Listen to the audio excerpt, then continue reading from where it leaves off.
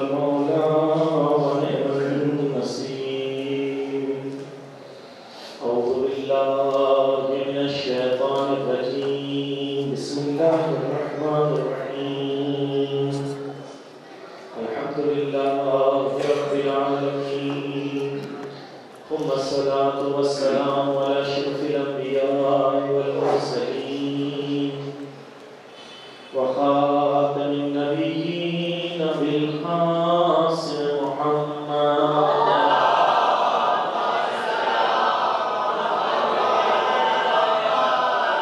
وعلى أهل بيت الطيبين الطاهرين المظلومين المعصومين، ولعن الله على أعدائهم أجمعين.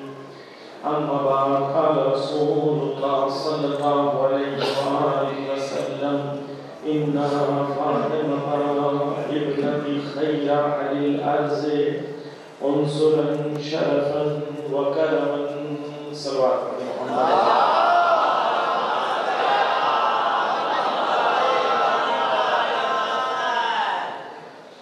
عزیزان گرامی، کل آپ کی خدمت میں کچھ چیزیں پیش کی. آج دوسری مجلس ہے،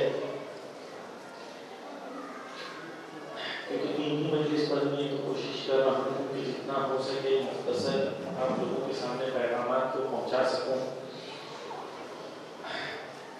مولا کائنات نہج البلاغہ میں فرماتے ہیں سب سے بہترین علم وہ ہے جو انسان کو فائدہ پہنچائے، اور اس علم سے بچو جو تمہیں فائدہ نہیں پہنچائے.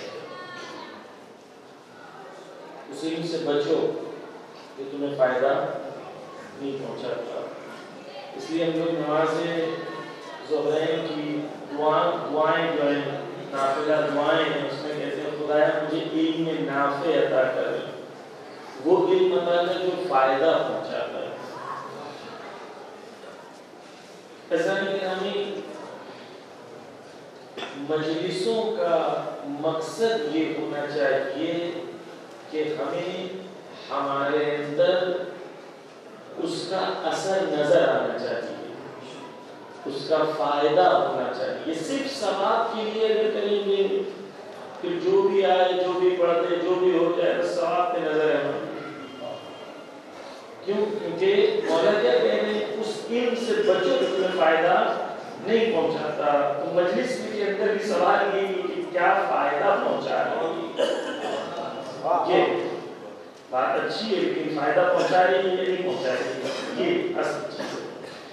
توجہ کیجیے. اس لیے ہماری کوشش یہ ہوتی ہے کہ مجلسوں کے اندر وہ باتیں بیان کریں جو قوم کے لیے مفید ہو اور وقت کے امام کے لیے مفید ہو، ان کے مشن اور ان کے مقصد کے لیے مفید ہو، تاکہ کچھ اثر میں نظر آئے.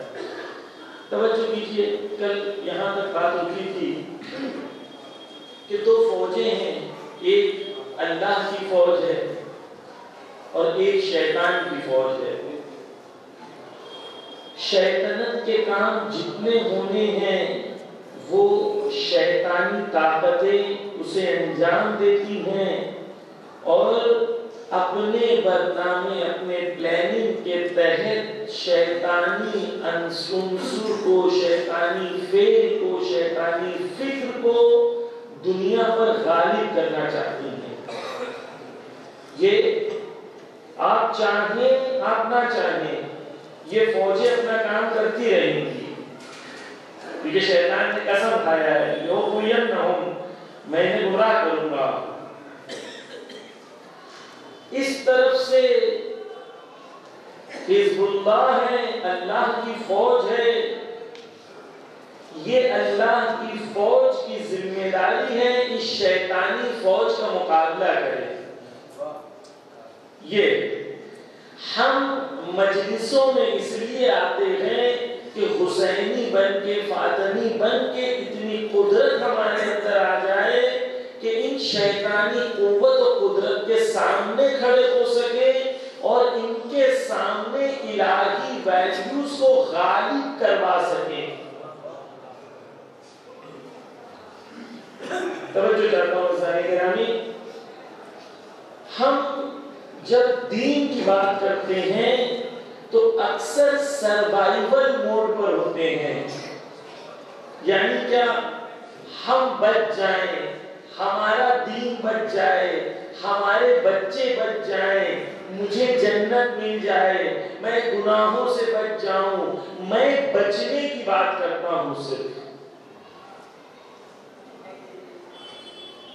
جبکہ جنگ کے اندر وہ جو ہے دشمن وہ چاہتے ہیں کہ وہ بچے نہیں، وہ چاہتے ہیں کہ ان کی ویلیوز کو آپ کے گھر میں، آپ کی فیملی میں، آپ کے خاندان میں، آپ کے سماج میں، آپ کی فکر میں ان کی ویلیوز کو غالب کرے، اس کا ڈومینیشن ہو.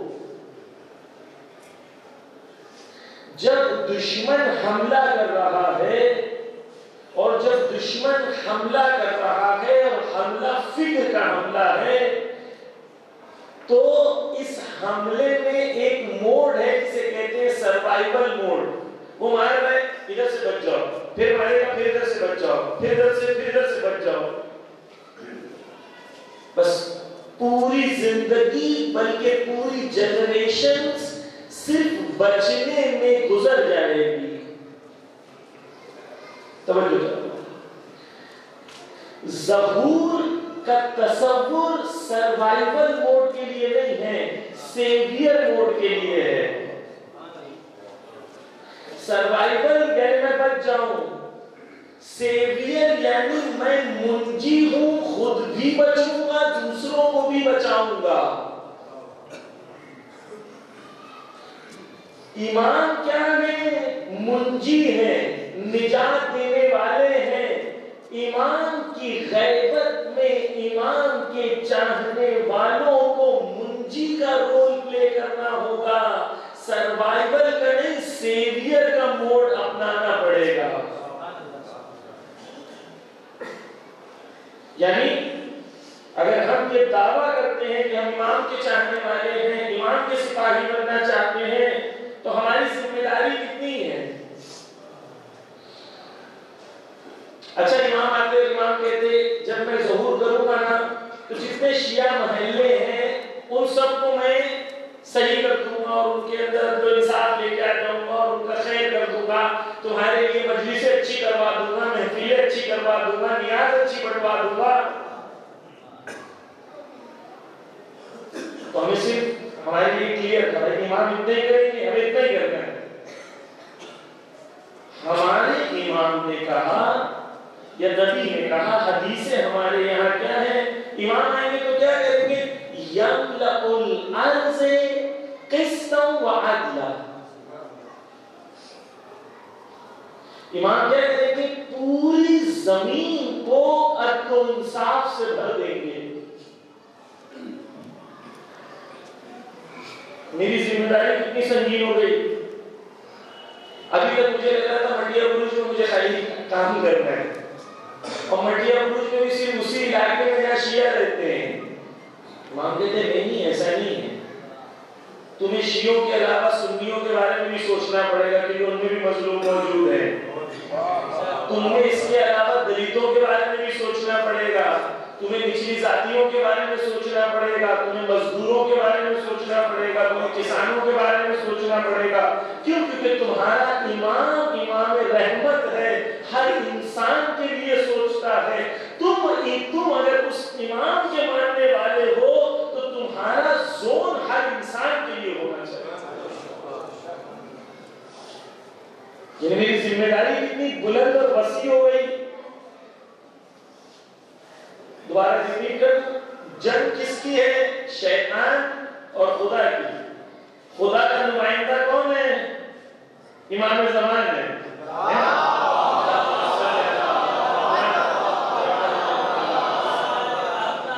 وقت کا امام جو ہے وہ کون ہے؟ خدا کا نمائندہ ہے. یہ کیا کر رہا ہے؟ یہ کیا چاہتا ہے؟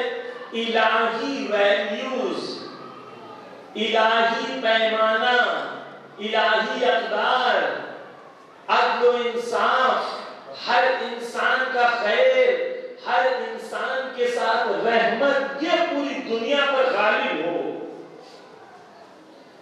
اس کے مقابلے میں وہ لوگ ہیں جو لوگ یہ نہیں چاہتے. وہ یہ لوگ چاہتے ہیں کہ ہم کم ہیں، ہم دنیا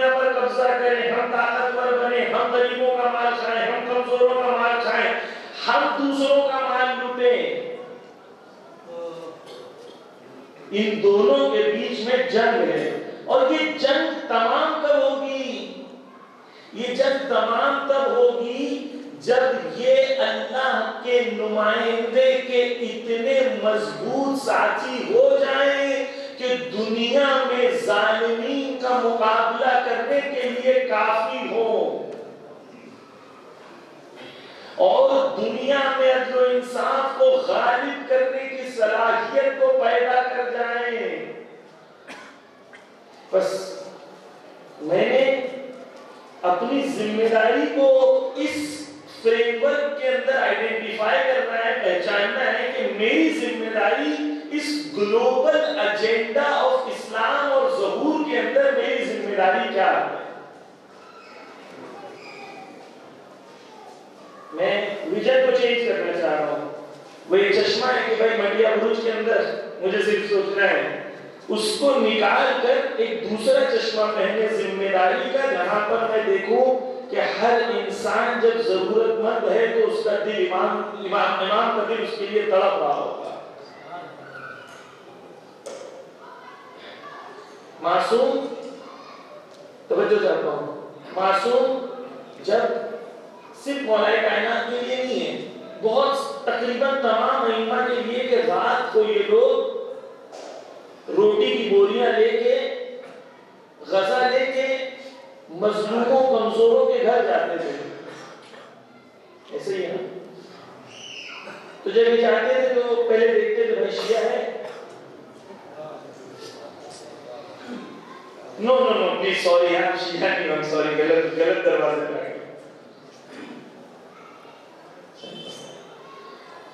وہ یہ دیکھتے تھے ضرورت مند ہے کہ نہیں، محتاج ہے کہ نہیں. عزیزان گرامی، بس اہل بیت کو ہم نے اپنی فکر میں محدود کر دیا، جبکہ ہمیں اہل بیت کی فکر میں وسیع ہونا تھا. بس عزیزان گرامی، یہ جنگ انقلاب اسلامی ایران کے بعد نئے مرحلے میں گزر گئی، نئے مرحلے میں داخل ہو گئی. وہ مرحلہ وہ ہے کہ اب وہ زمانہ ہے کہ آہستہ آہستہ اہل حق کے اندر تھوڑی تھوڑی طاقت اور قدرت آ رہی ہے. ایک زمانہ تھا جب بالکل بھی قدرت نہیں تھی. آج وہ زمانہ ہے کہ یمن میں لنگی پہننے والے انصار اللہ 2000 کلومیٹر دور پرفیکشن سے میزائل مار رہے ہیں. طاقت آئی نا، پچھلے 30 سال میں آئی، لیکن یہی راستے پہ چلتے رہے تو حق اور باطل کی جنگ آشکار ہوتی رہے گی. اس لیے عزیزان گرامی کو توجہ کیجیے، میں نے ایک بات کہی تھی کہ کچھ شیعہ جوان سوال کرتے ہیں مولانا آیت اللہ سیستانی، آیت اللہ خامنہئی غزہ کے بارے میں جتنا بولتے ہیں اتنا جنت البقیع کے بارے میں کیوں نہیں بولتے؟ پہلے تو یہ کہ تمہاری عقل و فہم اتنی بڑی نہیں ہے کہ تم ان کی فکر کو سمجھ سکو.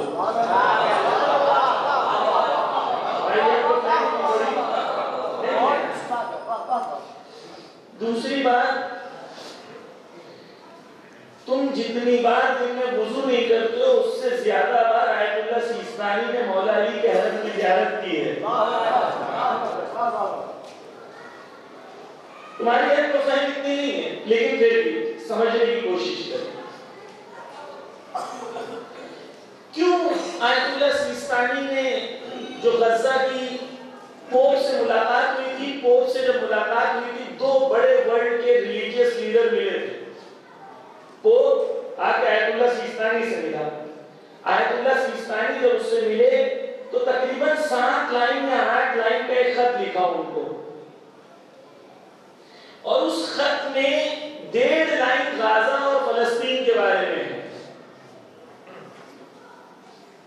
کیوں؟ اس لیے اس کا ایک ریزن یہ ہے کہ جب امام کا ظہور ہوگا تو جو حکومت بننی ہے امام کی وہ اسی خطے میں بننی ہے، یعنی حق اور باطل کی جنگ کی ایک شدید جگہ جہاں پر جنگ ہوگی وہ یہی منطقہ ہوگی۔ یعنی ظہور کے لیے جو پہلی امام کی گورنمنٹ بننی ہے وہ علاقہ، یہ علاقہ بہت اہم ہے، پہلی چیز۔ دوسری چیز کہ یہ فلسطین اور اسرائیل کی جنگ اس وقت، یا فلسطین اور امریکہ کی جنگ اس وقت پوری دنیا میں حق اور باطل کی جنگ کا محور ہے، سینٹر ہے۔ پوری دنیا میں اس وقت حق اور باطل کی جنگ کا سینٹر اس وقت فلسطین اور غزہ ہے۔ اس لیے جو ظہور کے متمنی ہیں وہ حق اور باطل کی پوری دنیا کی سینٹرل جنگ کے اندر سپیکٹیٹر نہیں بننا چاہتے، پلیئر بننا چاہتے ہیں، حصہ لینا چاہتے ہیں، کراؤڈ بن کے باہر سے نہیں دیکھنا چاہتے، یہ کہنا چاہتے ہیں کہ پوری دنیا کی حق اور باطل کی جو محوریت ہے جنگ کی، اس جنگ کے اندر علی کے چاہنے والے، علی کے ماننے والے سینٹرل کردار ادا کر رہے ہیں۔ دوسری چیز وقت نہیں، تیسری چیز توجہ چاہتا ہوں کہ حساس چیز میں کہہ رہا ہوں، توجہ سے سنیے۔ تو یہ ہے عزیزان گرامی، ہمارا دین جو ہے، میں نے عرض کے یملأ الارض قسطا وعدلا، امام علی کیا کریں گے؟ قسط اور عدل کو نافذ کریں گے، عدل و انصاف کو نافذ کریں گے۔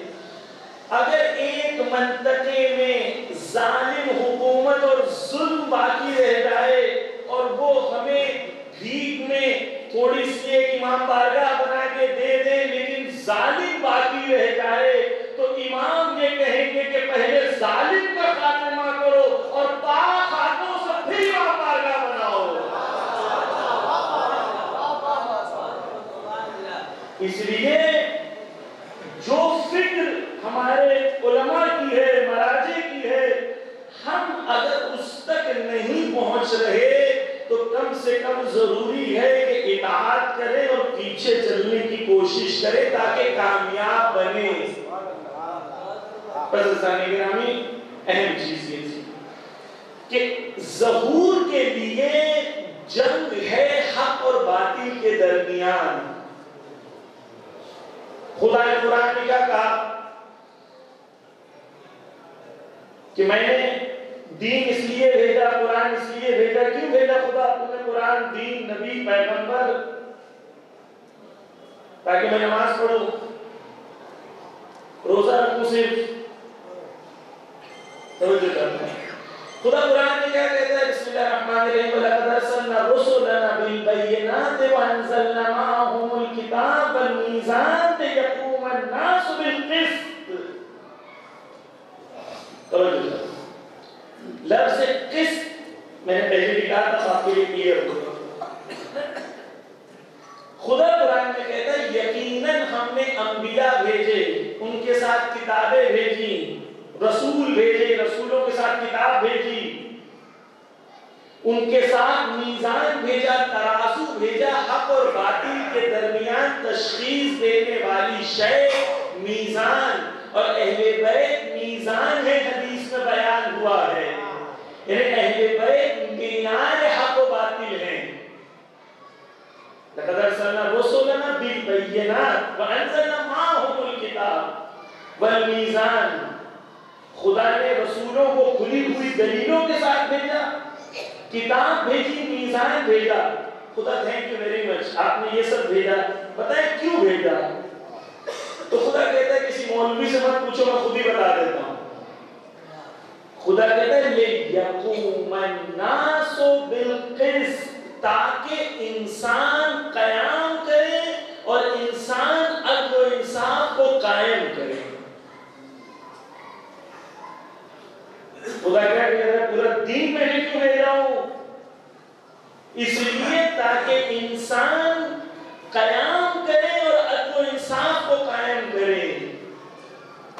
تو اگر ہندوستان میں آج نبی ہوتے، علی ہوتے، تو محلے کی فکر نہیں کر رہے ہوتے، وہ یہ فکر کر رہے ہوتے کہ پورے انسانوں کے درمیان عدل و انصاف کیسے قائم ہوگا۔ دین کا ویژن، ہمیں دین کے ویژن کے حساب سے چلنا ہے۔ ہم کیا کرتے ہیں؟ اپنے ویژن کے حساب سے دین کو ایڈجسٹ کرتے رہتے ہیں۔ ہمارا ویژن بہت چھوٹا ہے، اسی ویژن میں آ کے دین کو، ہم دین میں بڑے نہیں ہوتے، دین کو خود کے حساب سے چھوٹا کرتے رہتے ہیں۔ خدا کیا کہہ رہے ہیں؟ الناس کا لفظ استعمال کیا ہے۔ الناس عربی میں جمع کا وہ ہے، یعنی تمام انسان، تمام انسان ہو گیا۔ خدا تو نے نبی بھیجا، قرآن بھیجا، میزان بھیجی، کتاب بھیجا، برہان بھیجا، سب تو نے بھیجا، کیا ہو گیا پوری دنیا میں تو انصاف قائم؟ خدا کہے گا نہیں ہوا، اس لیے ایک کو غیر میں رکھا ہوں، وہ آ کے دین کو تکمیل تک پہنچائے گا اور ہر انسان کو عدل و انصاف تک پہنچائے گا، یہ دین کامل ہو۔ بس عزیزان گرامی، میرا اور آپ کا اس میں رول کیا ہے؟ میرا اور آپ کا، کیونکہ ظہور کا ہونا ڈیفینیٹ ہے نا، عدل و انصاف کا قائم ہونا ڈیفینیٹ، اس میں کوئی شک نہیں ہے۔ ہر انسان کو دنیا میں عدل و انصاف ملے گا، اس میں کوئی شک نہیں ہے نا۔ ایسے ہی نا، شک ہے کسی کو؟ خدا نہ کرے، شک نہیں ہے نا۔ شک اس بات میں ہے کہ اس ڈیوائن مشن، اس الہی مقصد کے اندر میرا کوئی رول ہے یا نہیں ہے، اس میں شک ہے۔ اگر میرا رول ہے تو میں کون سی فوج میں ہوں؟ حزب اللہ میں، جس کو خدا نے کہا ہے غالبون ہوں گے، جو کامیاب ہوں گے۔ میں نے اتنی دیر میں جو کرنے کی کوشش کی،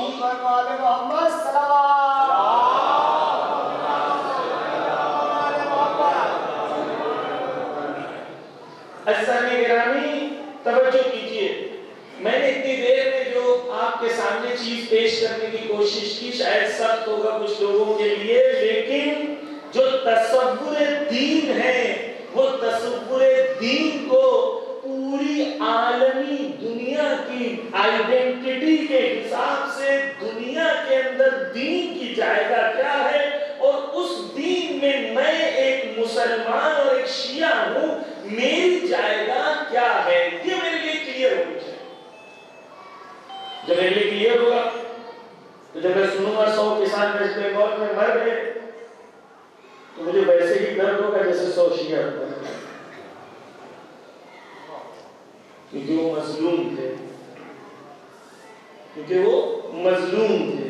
مظلوم کی آہ بڑی سخت ہوتی ہے، معصوم نے کہا۔ بس توجہ ایسا نہیں گیا۔ اب مجھے سمجھ میں آ گیا کہ مولانا، یہاں تک مجھے سمجھ میں آ گیا کہ حق اور باطل کی ایک جنگ ہے۔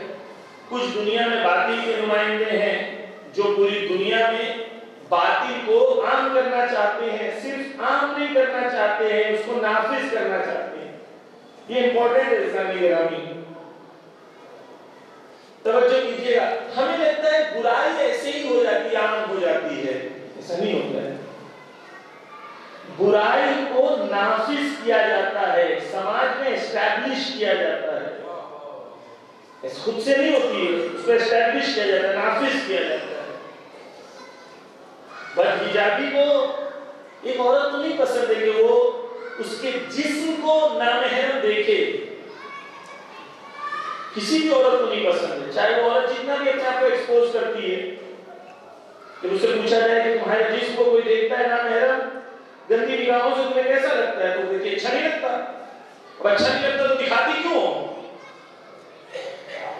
اس لیے نہیں دکھاتی کیونکہ وہ سماج کے اندر اس ویلیو سسٹم کو اتنا حاکم بنا دیا گیا ہے کہ اگر وہ اپنے آپ کو نہ دکھائے تو وہ اپنے آپ کو انفیریئر سمجھنے لگتی ہے۔ یہ سماج کے اندر ویلیو سسٹمز بنائے جاتے ہیں، نافذ کیے جاتے ہیں، اور میں نے دو مثالیں دی تھی، مثلا لیونگ ریلیشن شپ کو اسٹیبلش کیا گیا، جبکہ آپ دیکھیں، آپ ڈیٹا دیکھیں، سٹیٹس دیکھیں کہ لیونگ ریلیشن شپ کے اندر جتنا وائلنس اس کے اندر پایا جاتا ہے، جتنا ڈپریشن ان کے اندر پایا جاتا ہے، جتنا سیپریشن کا ریٹ ان کے اندر پایا جاتا ہے، دوسروں میں نہیں پایا جاتا، لیکن اس کو اسٹیبلش کیا جاتا ہے۔ کچھ تنظیمیں دنیا میں ہوتی ہیں، وہ جا کے ملکوں میں کہتی ہیں، افریقہ میں کہتی ہیں کہ ہم آپ کو لون دیں گے، لیکن آپ کو یہ 3 چیزیں کرنی ہوں گی، یہ میرجز کو جائز کرنا ہوگا، یہ میرجز کو جائز کرنا ہوگا، یہ کرنا ہوگا، یہ کرنا ہوگا، یعنی پوری دنیا میں منصوبے کے تحت اس کو اسٹیبلش کیا۔ میں آپ کو تعجب ہوگا، لیکن شاید 20 سال پہلے کچھ چیزیں ہمیں تعجب بھی ہوتی ہیں۔ جو امریکہ میں اس وقت کیس چل رہا ہے، ایک شخص نے گورنمنٹ میں کورٹ میں جا کے اپلائی کیا ہے کہ مجھے اپنی بہن سے شادی کرنا ہے۔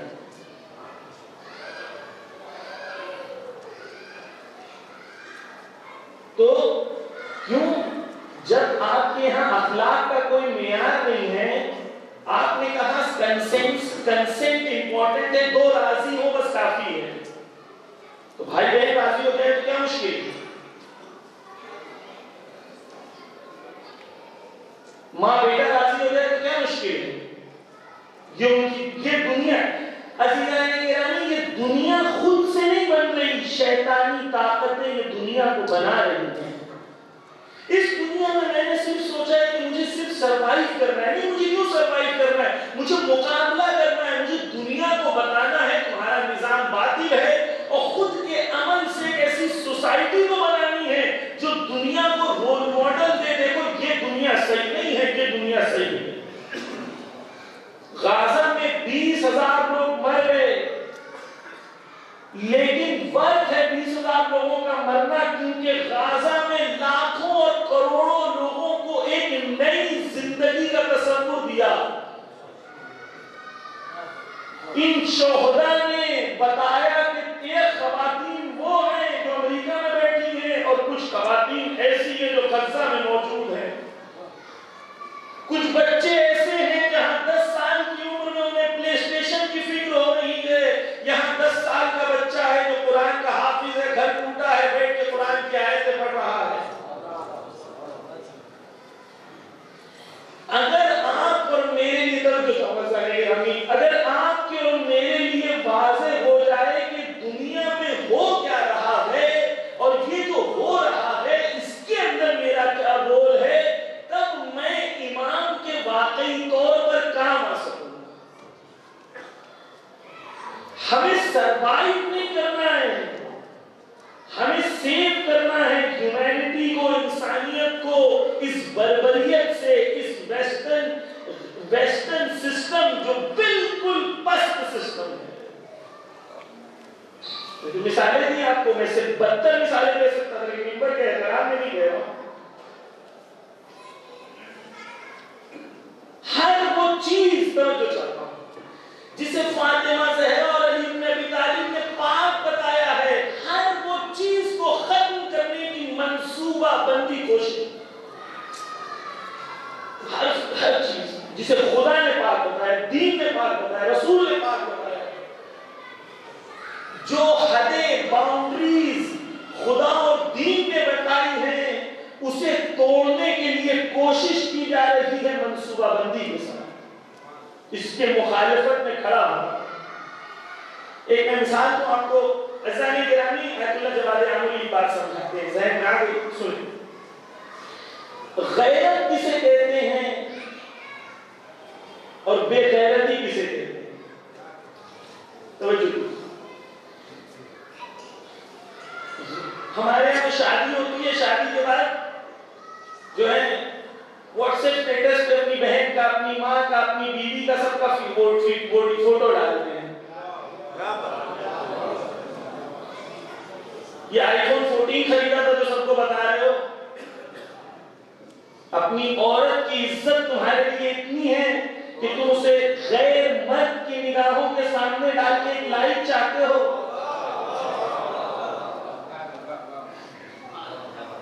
یہ بے غیرت مرد ہیں، ان کی غیرتیں مر چکی ہیں۔ عزیزان گرامی، جو مرد ہے وہ جانتا ہے، جتنے مرد ادھر بیٹھے ہیں وہ جانتے ہیں کہ جب وہ عورت کو دیکھتے ہیں تو وہ کیسے دیکھتے ہیں۔ جب تمہیں پتا ہے میں مرد ہو کے عورت کو کیسے دیکھتا ہوں، تو کیا تمہیں یہ نہیں پتا کہ میری عورت کو دوسرا مرد کیسے دیکھ رہا ہے؟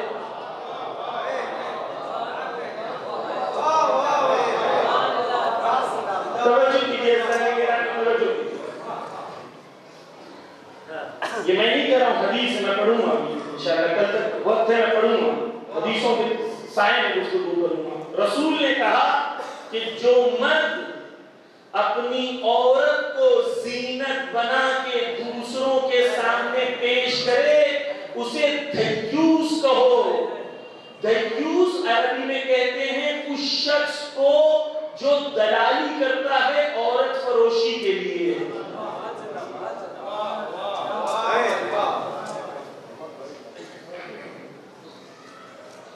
آپ کو شرم نہیں آ رہی ہے؟ آپ کی بیوی میک اپ کر کے غیر مردوں کے سامنے، بال کھلا کر کے غیر مردوں کے سامنے گھوم رہی ہے، شرم نہیں آتی؟ یہ جانتے ہوئے کہ میری ناموس کو راستے پہ چلنے والا ہر انسان بری نگاہ سے دیکھا ہے۔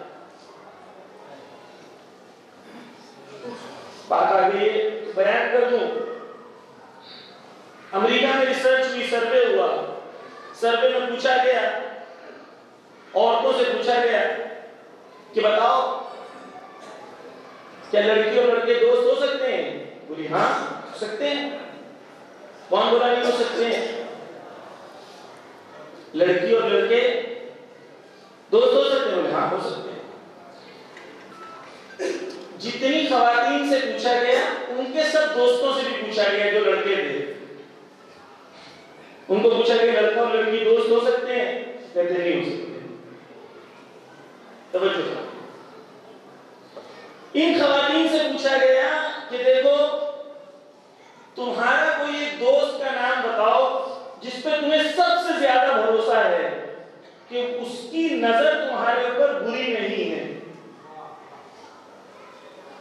سب سے ایک دوست بتاؤ جس کے اوپر تمہیں یقین ہے کہ اس کی نظر تمہارے اوپر بری نہیں ہے، کہ وہاں ایمان اور تقاضا اور تواضع اور یہ سب تو ہے نہیں، تقویٰ اور یہ سب چیز تو ہے نہیں، وہاں کھلا ہوا حیوان ہے سارا۔ توجہ کیجیے، وہ لڑکیوں کے سامنے وہ لڑکوں کو کال کیا گیا، کہا ان سے کہو کہ میں حاضر ہوں آج زلیخا کی طرح، میں چاہتی ہوں آج شام کو میں ملوں، میں حاضر ہوں، کیا آپ تیار ہوں؟ جتنی خواتین نے کہا تھا کہ میں اس شخص پر بھروسہ کرتی ہوں کہ میرے پر بری نظر نہیں ڈال رہا ہے، ہر شخص نے کہا میں حاضر ہوں۔ کیا مطلب؟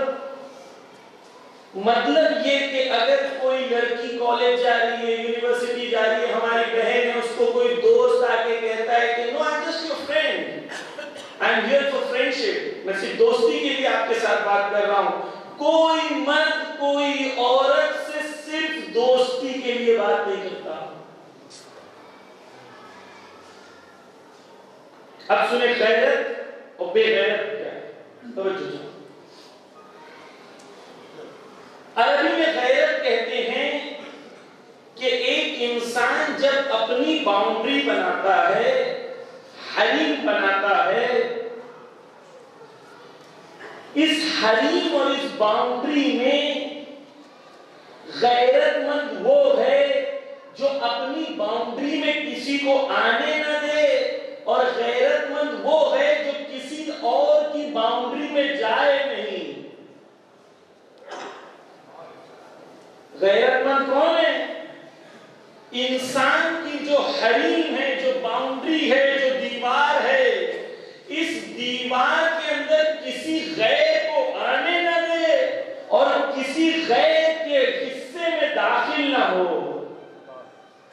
اسے کہتے ہیں غیرت مند۔ اس لیے غزہ والے غیرت مند ہیں، کیوں؟ کیونکہ اپنی دیوار میں کسی کو آنے نہیں دے رہے۔ عزیزان گرامی، آپ کی ناموس، آپ کی حریم، آپ کی دیوار، آپ کی باؤنڈری ہے۔ اس باؤنڈری میں اجازت نہ دو کسی غیر کو آنے کے لیے، اور اگر غیر کو آنے دے رہے ہو تو کل تیار رہنا اس کے جو کانسیکوینسز ہیں جھیلنے کے لیے۔ غیرت یعنی مجھے غیرت ہے کہ میری بیٹی کسی مرد کے ساتھ، کسی لڑکے کے ساتھ وہ بیٹھ کے بات کر رہی ہے، غیرت ہے۔ میری بیوی کسی نامحرم کے ساتھ بات کر رہی ہے، میرے لیے غیرت ہے کہ نہ کرے۔ یہ غیرت مندی ہے، بالکل کھل کے کہہ رہا ہوں عزیزان گرامی۔ بس غیرت کسے کہتے ہیں؟ اپنی باؤنڈریز بنائیں، نہ کسی کو آنے دیں، نہ کسی کی باؤنڈری بنائیں۔ توجہ، جو جوان جنہیں لگتا ہے کہ میں تو لڑکیوں سے بات کروں گا، میں تو گرل فرینڈز رکھوں گا، میں تو چیٹنگ کروں گا، لیکن میری بہن نہیں کرے گی۔ تم جو کر رہے ہو وہ بھی کسی کی بہن ہے، تم جو کر رہے ہو وہ بھی کسی کی، تم کسی اور کی غیرت کی باؤنڈری میں داخل ہو رہے ہو، تم بے غیرت ہو اس لیے کر رہے ہو۔ توجہ کیجئے، توجہ کیجئے عزیزان گرامی، اس طرف سے معصوم کا فرمان ہے کہ تم اگر کسی ناموس کے ساتھ بد کردار رہو گے تو تیار رہو تمہارے ناموس کے ساتھ بھی آئندہ میں ہونا ہے۔ پس عزیزان گرامی، غیرت یعنی مرد کو غیرت ہونی چاہیے۔ آپ کو پتہ ہے روایت ہے ہمارے وہاں، مرد کو جو غیرت واجب ہے عورت کے لیے وہی غیرت حرام ہے۔ مرد کے لیے جو غیرت واجب ہے عورت کے لیے وہی غیرت حرام ہے۔ شوہر باہر جاتا ہے، جاب کرنے جاتا ہے، میں انشاءاللہ سے گفتگو کروں گا، پریشان رہتی ہے، اس سے کیوں بات کیا، اس سے کیوں بات کیا، اس کا نمبر کیوں ہے، اس کا نمبر کیوں ہے، دونوں طرف سے بات نکل گئی ہے۔ توجہ چاہتا ہوں، اسلام نے، خاتون نے میسج کیا، مولانا میرا شوہر جو ہے وہ کہتا ہے میری فرینڈز ہیں، میں ان کے ساتھ بہت فرینڈلی رہتا ہوں، but there is no problem, you know, just friends, we are just friends۔ عزیزان گرامی توجہ کیجئے، دین نے قانون مرد کے لیے بھی بنائے ہیں، عورتوں کے لیے بھی بنائے ہیں۔ دین نے کہا تم جو جسٹ فرینڈز ہو، اتنے جسٹ فرینڈز رہ سکتے ہو کہ صرف کام کی بات ایک دوسرے سے کرو بس۔ تم کارپوریٹ کلچر میں ہو، پرسنل بات کرنے کی اجازت تمہیں جو عورت کو اجازت نہیں ہے وہ مرد کو بھی اجازت نہیں ہے۔ مرد اتنا فرینڈلی کیوں ہو رہے کہ عورت کو پریشان ہونا پڑے؟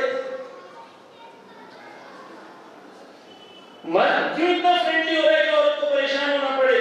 مرد کو کہے اللہ کے حکم پر عمل کر، تو عمل کر، پھر میں نہیں کروں گی۔ مرد چاہتا ہے میں عمل نہ کروں، صرف عورت کرے۔ شریعت نے جو اجازت دی ہے وہ کرے، جو اجازت نہیں دیا وہ نہ کرے۔ شریعت نے اجازت دی ہے کہ مرد ہو اس کے لیے کارپوریٹ میں جاتے ہو تم فرینڈز رکھ سکتے ہو، وہ عورت اس کے لیے نہیں رکھ سکتی، ایسا کوئی قانون ہے؟ دونوں کے لیے قانون ہے۔ فرینڈشپ جائز کب ہے؟ جب بھی انسان اپنی حد کو توڑ کے دوسرے کی حد میں داخل ہو، یہ بے غیرتی کا ثبوت ہے۔ اسلام نے منع نہیں کیا عورت جائے جاب کرے، مرد جائے جاب کرے، کام سے کام اپنی بات رکھے، پروفیشنل ریلیشن شپ جسے کہتے ہیں اتنا ریلیشن رکھے، work related conversation, work related باتیں۔ I am available as a professional, I have come here to work, not to spend time with you. میں تمہارے ساتھ ٹائم سپینڈ کرنے یہاں پر نہیں آیا ہوں. مجھے روزی کام کرنے کی مل رہی ہے, تمہارے ساتھ بات کرنے کی نہیں مل رہی ہے. بس مرد کی ذمہ داری ہے کہ عورت کو کمفرٹ زون میں رکھے, کہ عورت کو یہ احساس رہے کہ میں جب گھر سے باہر جا رہا ہوں تم سیف ہو, میں کسی اور عورت پہ نظر نہیں رکھ رہا ہوں, تم میرے لیے امپورٹنٹ ہو. اگر عورت کے اندر یہ تصور آ جائے کہ میرا شوہر باہر جا کے مجھے دھوکہ دے رہا ہے, عورت کے لیے زندگی جینا بڑا سخت ہو جاتا ہے, کیونکہ اس کے اندر ہمیشہ ایک خوف, فیئر حاوی رہتا ہے.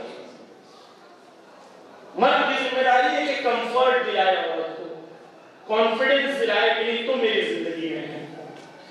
بس اسلامی گرامی بات یہ کی تھی کہ کیا ویلیو سسٹمز ہیں, وہ ویلیو سسٹم جن کو یہ حاکم کرنا چاہتے ہیں, وہ ویلیو سسٹمز تباہ کرنے والے ہیں.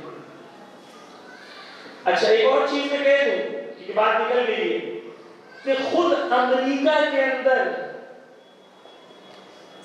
توجہ چاہوں گا خصوصاً جوان سنیں, کہ امریکہ کے اندر سروے کیا گیا بھی تو پتا چلا جتنے بھی 18 سے 30 سال کے لوگ ہیں وہ امریکہ کی ویسٹرن پالیسیز کے مخالف ہیں. امریکہ کے اندر 58% امریکہ کے اندر جوان جو 16 سے 30 یا 18 سے 28 اس ایج رینج میں ہیں, وہ اسرائیل کے ساتھ جو امریکہ کر رہا ہے اس کے مخالف ہیں. توجہ کیجئے, دنیا بدل رہی ہے ذہن گرامی, اس بدلتی دنیا میں ہمیں اپنے آپ کو بدلنا پڑے گا, اس معیار پہ لانا پڑے گا. امریکہ میں لوگ قرآن پڑھ رہے ہیں اس لیے کیونکہ دیکھنا چاہتے ہیں کہ کون سا دین ہے کہ اتنا ظلم سہنے کے بعد بھی لوگ الحمدللہ کہہ رہے ہیں. کون سا دین ہے؟ لوگ قرآن پڑھ رہے ہیں, قرآن خرید رہے ہیں, بڑے بڑے انفلوئنسرز مسلمان بن رہے ہیں, حجاب پہن رہے ہیں, قرآن پڑھ کے ویڈیو بنا رہے, رو رہے ہیں کہ خدا کا کلام اسے کہتے ہیں, میں نے آج تک سنا نہیں تھا. یہ غزہ والوں نے کیسے بیدار کیا. انگلینڈ امریکہ کے اندر اس وقت عزیزان گرامی توجہ کیجئے, جتنی ٹاپ انسٹیٹیوٹس ہیں, کاش میں سمجھا رہا ہوں اس بات کو, ہارورڈ یونیورسٹی پوری دنیا کی ٹاپ انسٹیٹیوٹ مانی جاتی ہے, MIT دنیا کی ٹاپ انسٹیٹیوٹ مانی جاتی ہے, لنڈن اسکول آف اکنامکس دنیا کی ٹاپ انسٹیٹیوٹ مانی جاتی ہے. جتنی دنیا کی بڑی بڑی انسٹیٹیوٹس ہیں, ایک پوائنٹ میں سمجھانا چاہ رہا ہوں, پلیز توجہ کیجیے. یہ بڑی انسٹیٹیوٹس جتنی ہیں یہاں پر عام انسان نہیں پڑھتے, ہماری طرح لوگ نہیں پڑھتے. یہاں کون پڑھتا ہے؟ یا تو بہت ہی بریلینٹ ہو, یا تو بہت ہی بریلینٹ ہو, یا دنیا کے بڑے بڑے کارپوریٹ کمپنی کے مالک, ان کے بچے, یا بڑے بڑے پولیٹیشنز کے بچے یہ پڑھتے ہیں. یعنی دنیا کا مغز, سب سے شارپ برین, یا پوری دنیا کو جو کنٹرول کرنے والے لوگ ہیں وہ یہاں پڑھتے ہیں. ان تمام انسٹیٹیوٹس میں پچھلے 60 دن میں کنٹینیوس پروٹیسٹ ہو رہے ہیں. امریکہ پریشان ہے اس بات سے. کولمبیا یونیورسٹی وہ یونیورسٹی ہے جو امریکہ میں پولیٹیشنز بناتی ہے. تمام پولیٹیشنز کولمبیا یونیورسٹی سے نکلتے ہیں. کولمبیا یونیورسٹی میں ہیلری کلنٹن گئی سپیچ دینے, وہاں کے جوانوں نے اسے سپیچ دینے نہیں دیا. یعنی کیا؟ یعنی دنیا بدل رہی ہے. حق اور باطل کی جنگ میں غزہ کے جوانوں نے, غزہ کے شہداء نے, غزہ کے خون نے ایک نئی جنریشن کو بیدار کر دیا. پوری دنیا کے لیول پہ عزیزان گرامی سوال یہ ہے کہ کیا ہمارے اندر جن کے پاس اہل بیت کی تعلیم ہے ہم اتنے بیدار ہیں یا نہیں ہیں؟ یہ سوال ہے.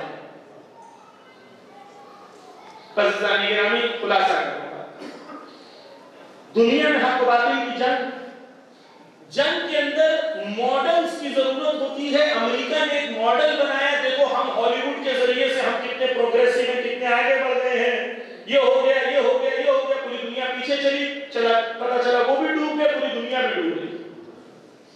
اس کے سامنے ایک نیا انقلاب امام خمینی نے لایا، کہا دیکھو انسان اسے کہتے ہیں۔ اب یہ نئے انقلاب میں پوری دنیا کو ایک نیا انسان پہچانوانا ہے، اور وہ انسان جو ہوگا وہ الہی ہوگا، اور پوری دنیا میں یہ الہی انسان کی مقبولیت ہوگی، تب ظہور ہوگا۔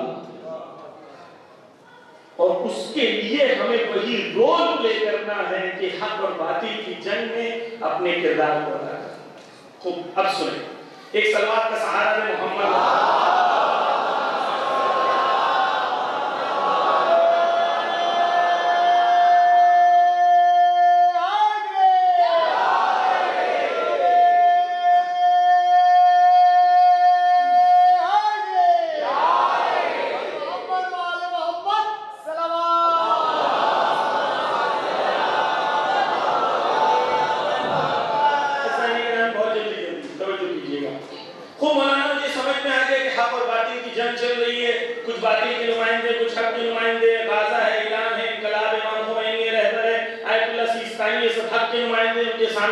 امریکہ اور ان کے سامنے جتنے چلر بلر ہیں، باقی سب کو ہم لوگ چلر بلر کہتے ہیں، باقی کسی میں دم نہیں۔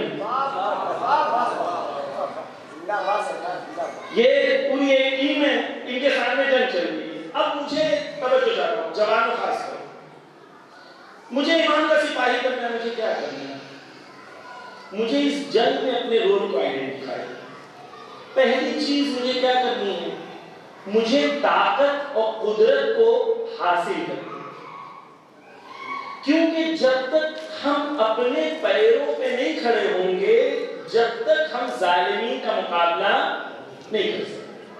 اور ظالم کے اندر صفت یہ ہے کہ جب ایک قدم آپ پیچھے ہوگے تو یہ 10 قدم آگے آئے گا۔ تو آپ کے اور میرے لیے ضروری کیا ہے کہ ہم قدرت کو اور طاقت کو اپنے ہاتھوں میں لیں۔ کیوں؟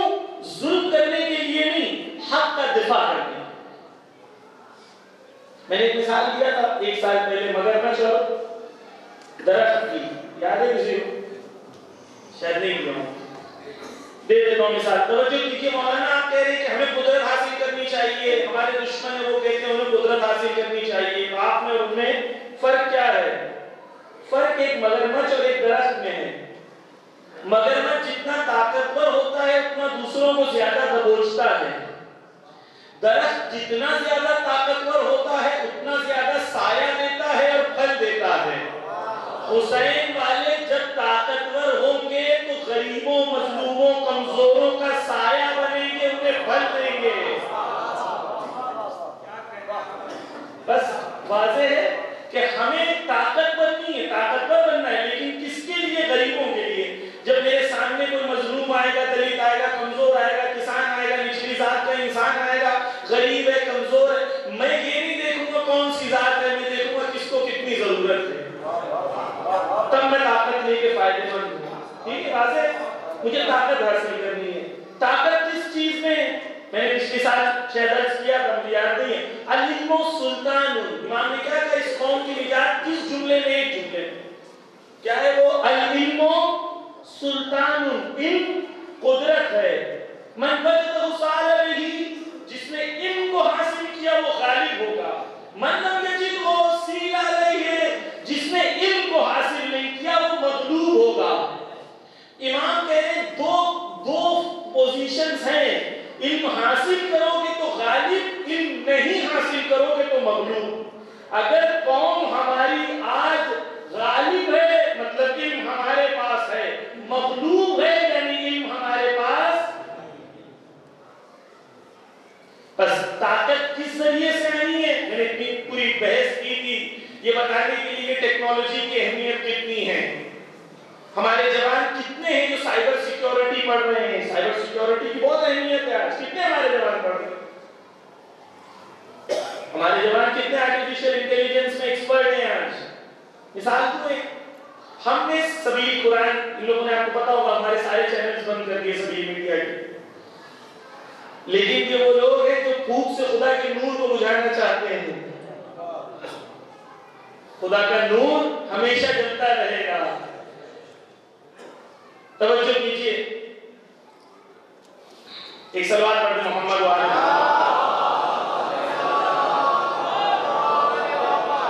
توجہ کیجیے. آرٹیفیشل انٹیلیجنس کی میں مثال دے رہا ہوں, ہمیں میدان میں آنا پڑے گا. ہم نے قرآن کی تفسیر کا ویڈیوز بنانا شروع کیا تھا 3.5 سال میں, تقریباً 4 والیومز کے ہم نے ویڈیوز بنائے. پورے قرآن کے تفسیر کے 10-10 منٹ کے ویڈیوز ہیں. آپ 10-10 منٹ کے روز ویڈیو دیکھ کے 5 سال میں پورے قرآن کی تفسیر آپ پڑھ سکتے ہیں. 10 منٹ سے ویڈیو دیکھیں روز بس. تو ہم نے 1/3 قرآن کا کتنے سال میں کیا؟ 3.5 سال میں. آڈیو ریکارڈ کیا, اس کا ویڈیو بنایا.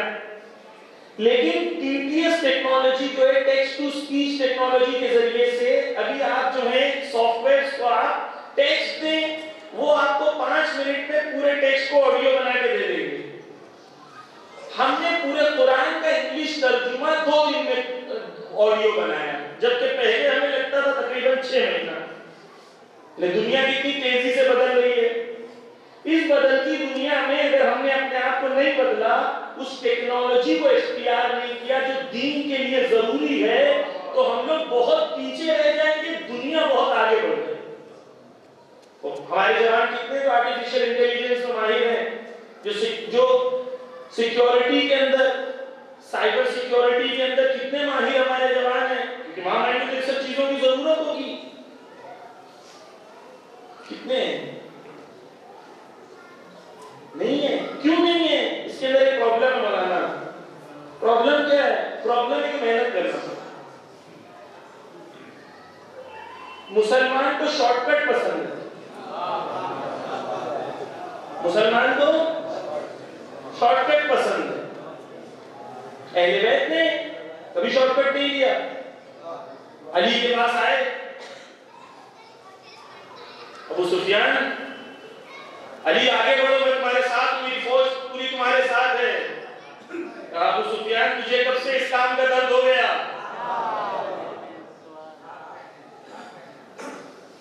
بیت نے عزیزان گرامی, معصوم کہتے ہیں کہ اگر حرام روزی کی طرف توجہ ہے تو وہ اور جنت کی تمنا ہے, تو وہ شخص ایسا ہے جو مٹی کا گھر بنا رہا ہے پانی کے اوپر. معصوم کہتے ہیں کہ اگر حرام روزی کی طرف رغبت ہے تو تمہاری نسلوں میں اس کا رنگ نظر آئے گا.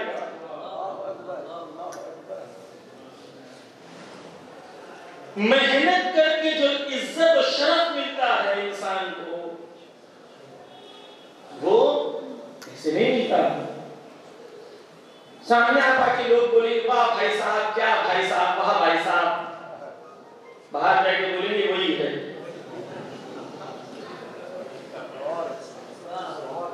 عزت نہیں ملے گی. عزیزان گرامی بس توجہ کیجیے. ایک بات میں کہے تو عزیزان گرامی, خدا نے توبہ کے راستوں کو کھول کے رکھا ہے. خدا نے توبہ کے راستوں کو کھول کے رکھا ہے. توبوا الی اللہ, اللہ کہتا پلٹ جاؤ خدا کی طرف جمیعاً سب مل کے. خدا کہتا میں حاضر, مجھے پسند ہے میرا جوان پلٹ کے آ جائے. خدا چاہتا ہے, حسین چاہتے ہیں حر بن کے آ جاؤ, میدان میں آ جاؤ, میرے پاس آ جاؤ, پلٹ کے آ جاؤ. کیونکہ ظہور کا راستہ ایسے نہیں ہوگا. ظہور کا راستہ پاکیزگی کا راستہ ہے, اس دنیا کے مقابلے میں راستہ ہے. میں سپاہی بننا ہے. پس عزیزان گرامی توجہ کیجئے, علم کے اندر آگے بڑھنا ظہور کے لیے امپورٹنٹ ہے کہ ہمارے جوان قدرت مند بنے, طاقتور بنے. ہندوستان کی اس وقت ٹاپ انسٹیٹیوٹ جتنی ہیں اس میں شیعوں کا پرسنٹیج 0.0001% بھی نہیں ہے.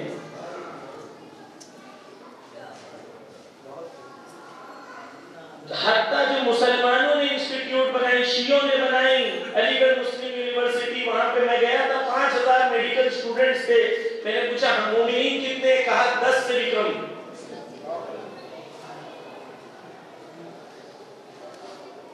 کیوں؟ توجہ. بس یہ سمجھ میں آ گیا کہ بھائی پرابلم ہے, ہمیں طاقت علم کے میدان میں آگے آنا پڑے گا. علم کے میدان میں آگے آنے کے لیے ہمارے لیے ضروری ہے جد و جہد کی زندگی کو قبول کرنا. آپ مجھے بتائیں کہ اسکول میں اگر اناؤنس کر دیا جائے کہ کل اسکول میں پڑھنا ہے یا پکنک جانا ہے, تو سارے بچے کیا کہیں گے؟ پکنک جانا ہے. کہا جائے چاکلیٹ کھاؤ گے, مٹھائی کھاؤ گے یا سیلیڈ کھاؤ گے, کیا کھائیں گے سب لوگ؟ چاکلیٹ کھائیں گے. آئس کریم کھاؤ گے یا سیلیڈ کھاؤ گے؟ سب لوگ آئس کریم کھائیں گے, ہے نا؟ ایسے ہی ایک شخص کو ڈائبٹیز ہے, خدا نہ کرے, انشاءاللہ شفا دے خدا جن کو ہے. توجہ کیجئے, وہ کھانا چاہتا ہے, اس کے سامنے میٹھا آ گیا, بیوی سامنے کھڑی ہے, کھانا نہیں, اس کی بیچاری کی کیا ضرورت کے کھا لے. لیکن توجہ, پیغام دینا چاہتا ہوں, لیکن یہ انسان وہ تھوڑا میٹھا اٹھا کے کھا لے. توجہ, انسان کو سمجھیں. ایک چیز ہے, کیا اس شخص کو نہیں معلوم ہے کہ میٹھا کھانا میرے لیے ضرر ہے؟ علم ہے, علم ہے یا نہیں ہے؟ علم ہے نا, نالج ہے, جانتا ہے کہ میٹھا کھاؤں گا تو مجھے نقصان ہوگا, لیکن پھر بھی کھاتا ہے. پھر بھی کھاتا ہے. کیوں؟ کیونکہ اس کو مزہ آتا ہے, اس کو مزہ آتا ہے. انسان کو دو چیز انسان کے سامنے آتی ہے, ایک چیز جس میں اس کو مزہ آتا ہے اور ایک چیز جس میں اس کے فائدے چھپے ہوئے. اس کو پتا ہے سیلیڈ کھاؤں گا میرے باڈی کے لیے ہیلدی ہے, لیکن دہی ہنڈی کھاؤں گا تو میری باڈی کے لیے ہیلدی نہیں ہے. ایسے ہی نا, لیکن پھر بھی دہی ہنڈی کھاتا ہے. کیوں؟ کیونکہ مزہ. توجہ کیجئے, انسان کو جب دو چوائس دی جاتی ہے, ایک کے اندر اسے مزہ آتا ہے, ایک کے اندر اس کو فائدہ ملتا ہے, اکثر انسان اس چیز کو چوز کرتے ہیں جس کے اندر اسے مزہ آتا ہے, اس کو نہیں چوز کرتے جس میں انہیں فائدہ نظر آتا ہے. ایک بچہ ہے, اس کو پتا ہے کہ میں اگر نیٹ کلیئر کرنا چاہتا ہوں, جےئی کلیئر کرنا چاہتا ہوں, مجھے 12 گھنٹہ پڑھنا پڑے گا. 12 گھنٹہ پڑھنے میں کسی کو مزہ آتا ہے؟ مزہ آتا ہے؟ نہیں آتا ہے. وہاں بہت پڑھا, مجھے بہت مزہ آیا, ایسا کوئی ملا آپ کو؟ توجہ چاہتا ہوں. اسی کا ایک فرینڈ ہے, یہ 12 گھنٹہ پڑھ رہا ہے, وہ باہر جا کے کھیل رہا ہے, کارٹون دیکھ رہا ہے, ڈوریمون دیکھ رہا ہے, تارک مہتا کا الٹا چشمہ دیکھ رہا ہے, مزے کر رہا ہے, کھیل رہا ہے, جمپ کر رہا ہے, دوستوں کے ساتھ بیٹھا ہے, بائک پہ گھوم رہا ہے. مزہ کس کو آ رہا ہے؟ مزہ اس کو آ رہا ہے. سوال یہ ہے کہ یہ جو 12 گھنٹہ پڑھائی کر رہا ہے, کیا اس کے دل میں شوق نہیں ہے کہ یہ بھی اس طرح مزے کرے؟ شوق ہے یا نہیں ہے نا؟ بس کامیابی اور ناکامی میں فرق اتنا ہی ہے کہ جس انسان کو سمجھ میں آ جائے کہ مجھے فی الحال کے مزوں پہ صبر کرنا ہے تاکہ بلند مدت میں فائدے حاصل کر سکوں, وہ کامیاب ہو جاتا ہے. اور جو مزے فی الحال کے مزے کے اندر الجھ جاتا ہے, وہ جانتا ہے. اس لڑکے سے پوچھیں جو پورا ٹائم گھوم رہا ہے, تمہیں ڈاکٹر بننے اچھا لگتا ہے؟ بولے ہاں. تمہیں نیوکلیئر سائنٹسٹ بننے اچھا لگتا ہے؟ کہے گا ہاں.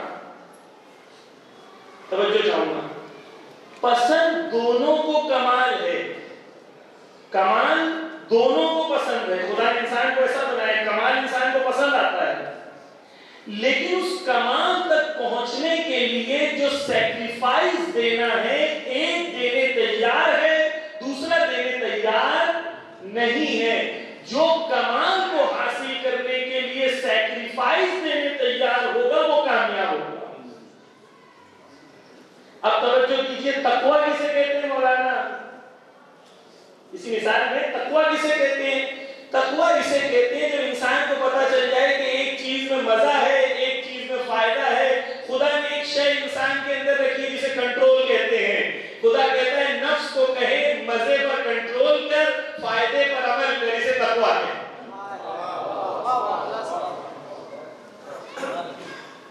اس چیز جو دنیا اور آخرت میں تمہارے لیے فائدہ دے گی, ہر چیز ایسی آپ خود اپنی زندگی میں دیکھیں.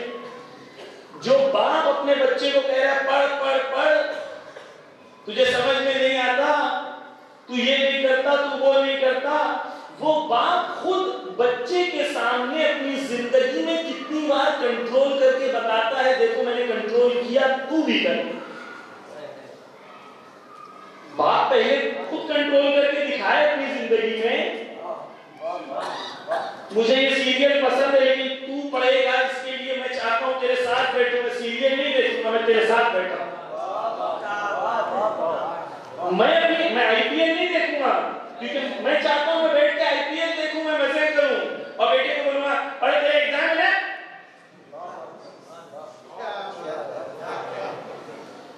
میں اپنی نفس پر کنٹرول نہیں کر رہا ہوں, میں چاہتا ہوں میرا بچہ اپنی نفس پر کنٹرول کرے. بس رزلٹ کیا ہوا؟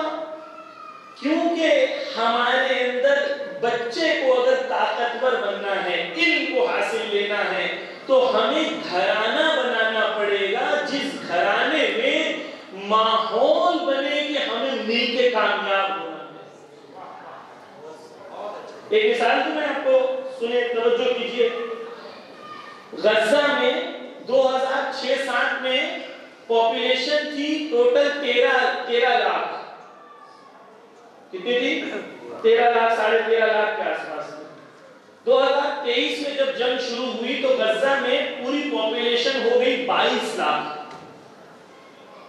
کتنی ہو گئی؟ کہاں سے آئے؟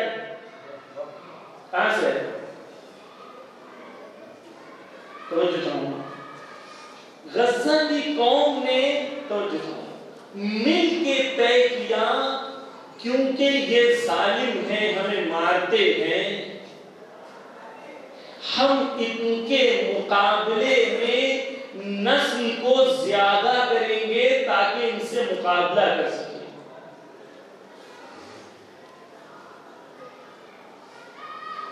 وہاں پر مجاہدت صرف تلواروں کی نہیں ہے, ارادوں کی ہے. وہ ماں اسے بھی درد ہوگا جو 4 بچے ہوں گے. اوسطاً غزہ میں 4.5 بچے اوسطاً ہیں, یعنی کئی فیملیز ہیں جہاں 6-7 بچے ہیں. کیوں؟ کیونکہ ماں کو پتا ہے کہ بچہ پیدا کر کے میں مجاہدانہ فعل انجام دے رہی ہوں, کیونکہ میرے مقاومت کے لیے, حق کے لیے بچوں کی ضرورت ہے, اس لیے میں بچہ کرتا. یہ جو بچے قرآن پڑھ رہے ہیں اس لیے نہیں پڑھ رہے ہیں کیونکہ سڈنلی ہو گیا, انہوں نے 15 سال محنت کی ہے, ایسا ماحول بنایا ہے. آپ اور میں نے کہ گھر میں یہ ماحول بنائے کہ مجھے امام زمانہ کے لیے ایسا ماحول بنانا ہے, ایسا ماحول بنانا ہے. کیا کرنا ہے؟ توجہ چاہوں گا. جوان کو 2 چیز کرتے ہیں, ایک علم و قدرت کو اپنے ہاتھوں میں لینا, دوسرا اللہ اور امام سے اپنا رشتہ مضبوط کرنا ہے. یہ 2 چیز جوان کے اندر اگر آ جائے پوری دنیا کا مقابلہ کر سکتا ہے. علم و قدرت اپنے ہاتھ میں لے اور اللہ اور امام پر بھروسہ رکھے. ایک مثال دیتا ہوں آپ کو تاکہ آپ کا ذہن قریب. ایک سلوات کا صحابہ نے محمد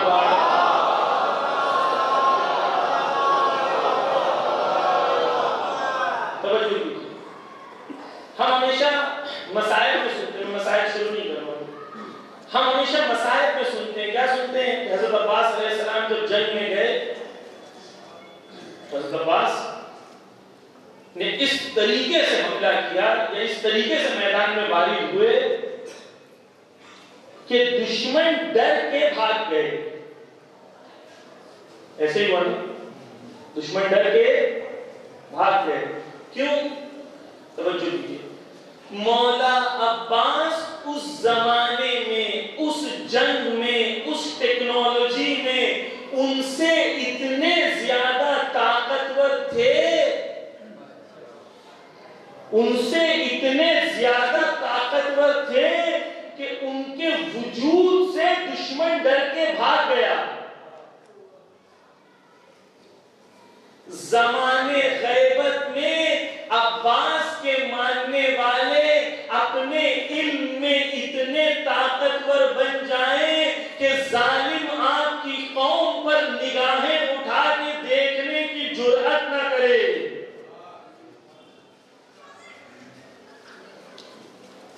سیرت عباس یہ ہے. کیا مسائل میں سنتے ہیں کہ جب تک مولا زندہ تھے، مولا عباس زندہ تھے، تو اہل حرم آرام سے سوتے تھے اور دشمن کاپتے تھے. عباس کی سیرت پہ چلتے ہوئے اتنی قدرت اور طاقت کو حاصل کر لو کہ تمہارے وجود سے ظالمین ڈرے، مظلومین راحت کی سانس لیں.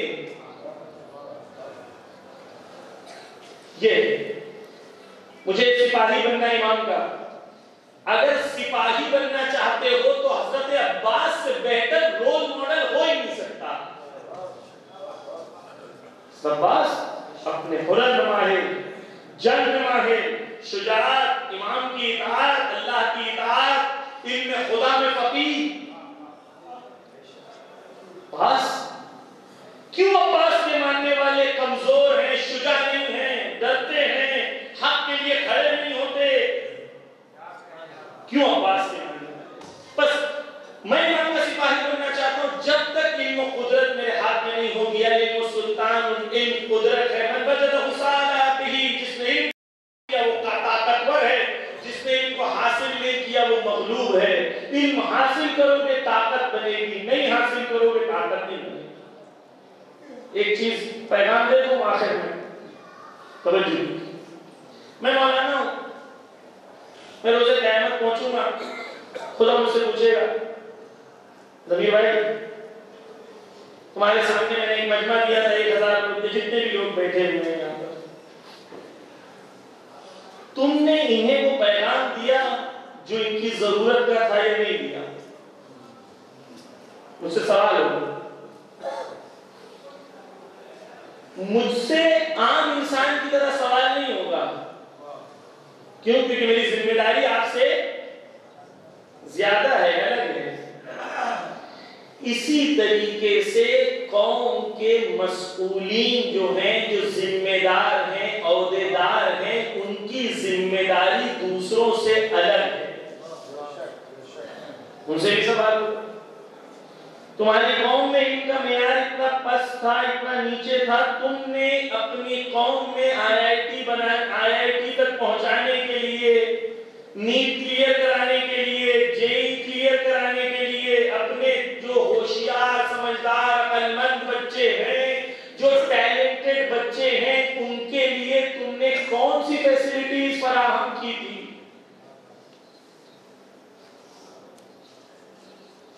وہ قوم جو اتنا خرچ کرتی ہے، الحمدللہ. میں کبھی نہیں کہتا ہوں حضرت علی میں کم خرچ کریں، میں تو کہتا ہوں اور کریں. لیکن جتنا آپ امام حسین کے نام پہ لوگوں کو کھلا رہے ہیں، اس سے زیادہ امام حسین کے چاہنے والے عزادار کے علم کی اسے ضرورت ہے. کھانے کے بنا ایک وقت تو زندہ رہ سکتا ہے، لیکن علم کے بغیر وہ حسین ہی نہیں بن سکتا. صدائی میں خرچ کریں، اپنا خرچ کریں، لیکن ساتھ میں اپنے آپ سے سوال کریں کہ یہی ماتمی بچے جو ہیں، ان کا فیوچر کیا ہے؟ ان کی فیوچر کی ذمہ داری کس کے ہاتھوں میں ہے؟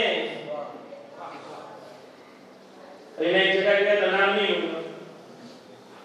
وہاں ایک بچہ میرے پاس آیا، بولا مولانا میں پڑھنا چاہتا ہوں. چھوٹا سا بچہ، 15 سال عمر کی. کہہ رہے تھے میرے بابا کی مشکل ہے، کام نہیں کر پاتے ہیں. میں پڑھائی میں اچھا ہوں لیکن نہیں پڑھتا. اگر ہماری قوم میں ایسے بچے ہیں جو بچے نہیں پڑھ پا رہے اور ہم آرام سے بیٹھے ہوئے ہیں، روز قیامت ہمیں جواب دینا پڑے. بچہ پڑھ سکتا ہے نہیں پڑھ پا. بہت سارے بچے پڑھ سکتے ہیں، انہیں گائیڈنس نہیں ہے. جے ای کے بعد کیا کرنا ہوتا ہے، 12 کے بعد کیا کرنا ہوتا ہے، کیسے کرنا ہوتا ہے، کون کرے گا؟ مولانا آپ نے مجلس بہت اچھی پڑھی. میں نے مجلس اچھی نہیں پڑھی. کیوں؟ کیونکہ ایک سال میں کوئی چینج مجھے نظر نہیں. خالی سننا ہے تو سن کے کیا فائدہ؟ نہیں. اسلامی گرامی چھوٹے چھوٹے قدم لے قوم کو بدلیں، خصوصاً ایجوکیشن کے لیے کام کریں. میں نے پچھلے سال بھی کہا تھا، ایک بار پھر سے کہہ دیتا ہوں، دل کا درد ہے کیا کروں؟ اپنوں سے ہی کہے گا انسان جو دل میں درد ہے، غیروں سے تو جا کے نہیں کہے گا، اپنوں سے ہی کہے گا نا. آج عزیزان گرامی ہر سٹی میں ایکسلنس سینٹر کی ضرورت ہے. ایکسلنس سینٹر کسے کہتے ہیں؟ ہمیں بڑی بڑی سکولز کی فی الحال ضرورت نہیں ہے.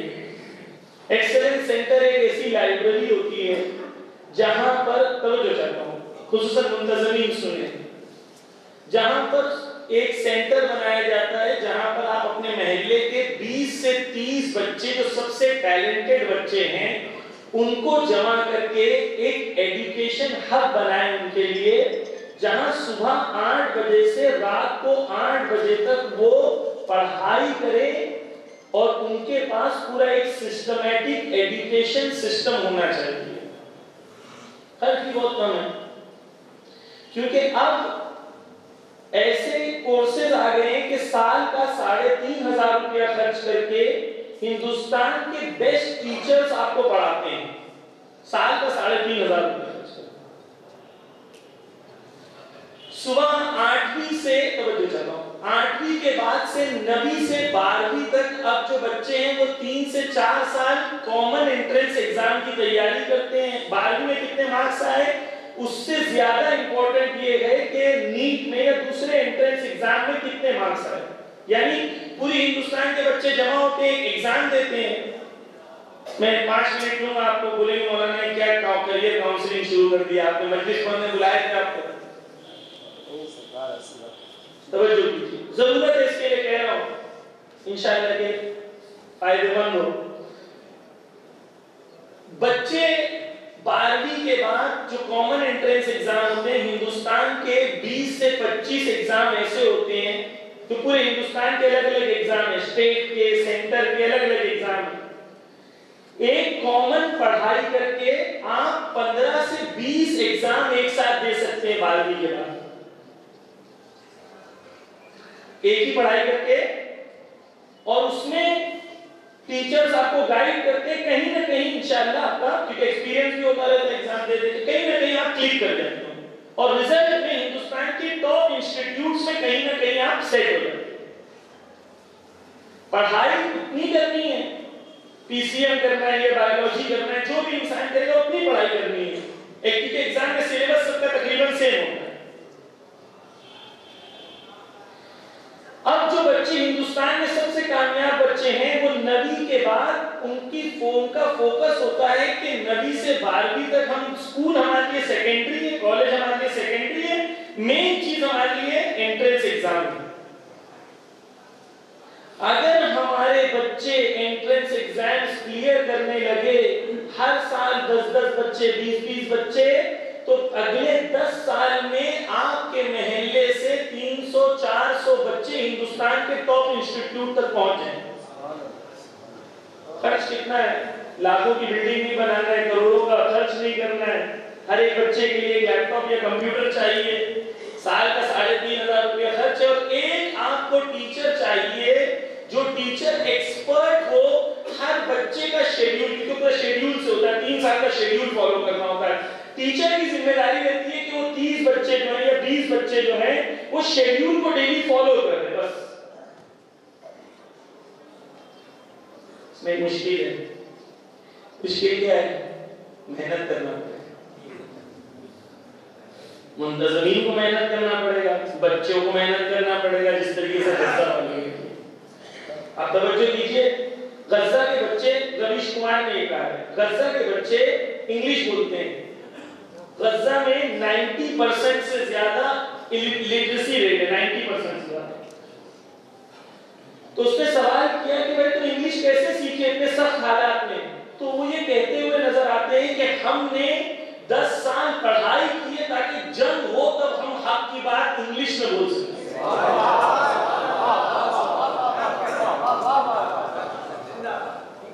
ہمارے بچے کب ایسے ہوں گے کہ وہ کہیں 10 سال میں نے پڑھائی کی ہے، جب ہندوستان میں پریسیڈنٹ سے ایوارڈ ملے گا تو وہاں جا کے میں نادر علی پڑھ کے سناؤں گا۔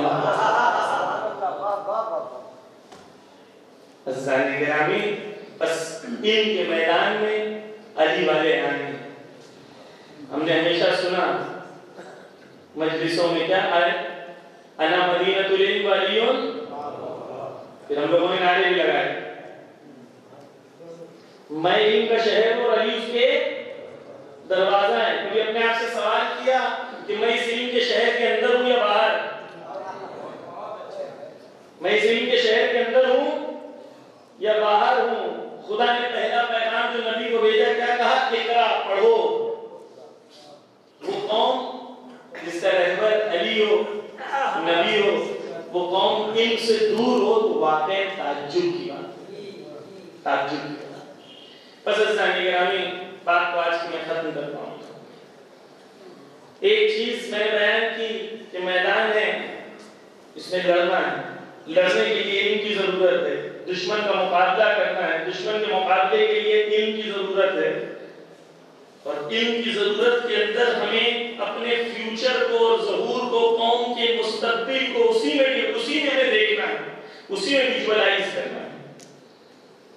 اس میں محنت کی ضرورت ہے، جد و جہد کی ضرورت ہے، امتحان دینے کی ضرورت ہے، اور مشکلوں پہ صبر کرنے کی ضرورت ہے۔ یہ 3 صفتیں جب ہمارے اندر ہوں گی تب ہم آگے۔ جد و جہد، کوشش، تلاش، محنت، کوشش کر، یہ ساتھ میں امتحان کے لیے تیار رہنا۔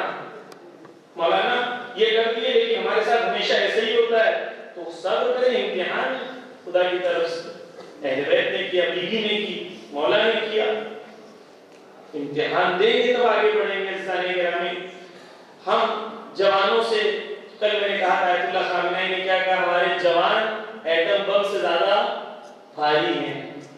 ہم بھی ہمارے جوانوں کو، آپ کو دیکھ کے بہت امیدوار ہیں کہ آپ ہماری اگلی نسل کی تقدیر کو آپ بدلو گے۔ آپ کو دیکھ کے امیدوار ہیں، آپ کو دیکھ کے ہمیں امید ہے، وقت کے امام کو آپ سے امید ہے۔ آپ جانتے ہیں بی بی نے ایک جملہ کہا تھا خطبہ صدر میں، بی بی نے ایک جملہ کہا تھا، اے وہ لوگوں جن سے ہمیں امید ہے اس کے باوجود بھی تم ہمارا ساتھ نہیں دے رہے، کہیں ہم میں سے نہ ہوں اس وقت کا امام کر کے کہے کہ مجھے تم سے امید تھی لیکن تم نے میرا ساتھ نہیں دیا۔ عزیزان گرامی، بیوی جب میدان میں آئی ہے بیوی، تو بیوی نے جن کو جا کے دستک دی ہے، اب تصور کریں کہ وہ بیوی ہیں جنہوں نے نبی سے کہا کہ میں، وہ شخص نابینا ہے لیکن میں تو نابینا تو کتاب کے بارے میں اتنی سخت تھی، کبھی تصور کریں کہ وہ بیوی لوگوں کے گھر پہ جا کے دستک کس دل سے دیتی۔ کاش ہمیں یہ جملہ سمجھ میں آ جائے، رونے کی صرف یہ جملہ آتی ہے کہ بیوی کی ذات اور ایسے منحوسوں کے گھر پہ جا کے دستک دینا پڑے بیوی کو۔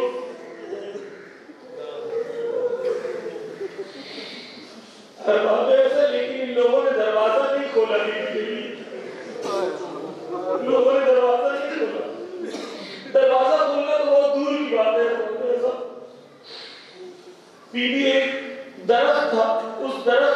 نیچے جا کے گریا کیا